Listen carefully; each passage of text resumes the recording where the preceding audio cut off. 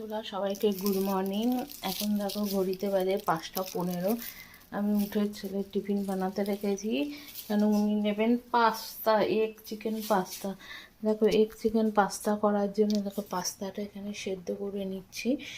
আর পাস্তাটা হতে একটু সময় লাগে, তাই ভোর ভোর উঠতে হয়েছে।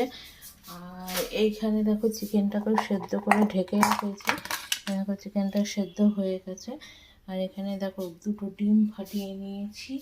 আর এদিকে ও আলু ছাড়া কিছু খায় না ছেলে, ওই জন্য আলুটাই কেটে ধুয়ে রেখেছি। চলো বন্ধুরা এবার দেখা যাক এক চিকেন পাস্তাটা আমি রেডি করে ফেলি। এই দেখো কড়াইতে তেল দিয়েছি, ডিমটা ভেজে নেবো, তারপর হচ্ছে পাস্তাটা সেদ্ধ হলে না পাস্তা করে তারপরে আবার ওকে তুলবো, ওই জন্য সকাল সকাল উঠে পড়েছি একটু। দেখো এগুলো বন্ধুরা আমার ভাজি ভাজি হয়ে গেছে, নামিয়ে ফেলেছি। এবার চিকেনটা একটু ফ্রাই করতে দিয়েছি। এদিকে মনে হচ্ছে পাস্তাটাও সেদ্ধ হয়ে গেছে। এবার পাস্তাটার থেকে জলটা আমি ঝরিয়ে নেবো। তারপরে দেখো পাস্তা করতে আমার লাগবে একটু অরিগানো আর একটু চিলি ফ্লেক্স। এইগুলো দিয়ে এখন ছেলে জানো তো আর বাইরের খাবার খেতে চায় না, মানে আমি কেনার টিফিন নেবো না, আমাকে তোমার হাতেরই রোজ টিফিন বানাতে হবে। ওর টিফিন বানানো মানেই আমার সাত সকালে উঠতে হবে। কী করবো বলো, ছেলের মন রাখতে সব কিছুই করতে হয়।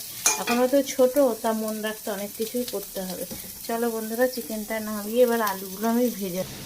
দেখো বন্ধুরা আলুগুলো আমার ভাজা হচ্ছে এখানে। আর এখানে এগ চিকেন সব ফ্রাই হয়ে গেছে, নামিয়ে রেখেছি। আলুগুলো ভাজা হলে তার মধ্যে চিলি ফ্লেক্স আর অরিগানোটা দিয়ে পাস্তাগুলো দেবো।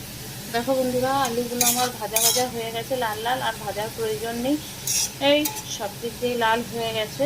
এর মধ্যে এবার এগুলো দিয়ে দেবো, এগ আর ডিমটা। এর মধ্যে এবার দেবো চিলি ফ্লেক্স। দেখো সব দিয়ে দিয়েছি, চিলি ফ্লেক্স দেওয়া হয়ে গেছে। এরপর এর মধ্যে একটু দিয়ে দেবো অরিগানো।